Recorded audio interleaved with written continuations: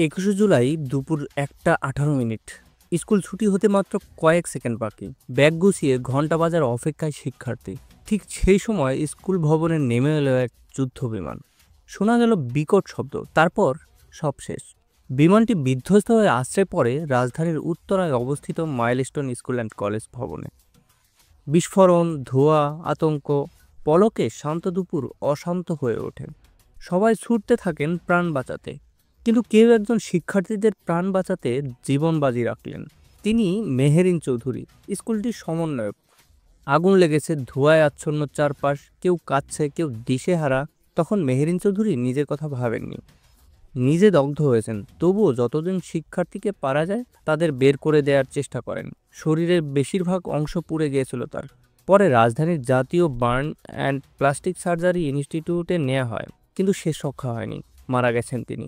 মেহেরিনের ছোট ভাই মোনাপ মুজিব চৌধুরী বোনের মৃত্যুর খবর জানিয়ে সামাজিক যোগাযোগ মাধ্যমে নিশ্চিত করেছেন। তিনি শিক্ষক ছিলেন, কিন্তু তার চেয়েও বেশি ছিলেন একজন মা, যিনি সন্তানদের আগলে রেখে নিজেই পাড়ি জমিয়েছেন না ফেরার দেশে। তার এই আত্মত্যাগ স্মরণীয় হয়ে থাকবে অনন্তকাল।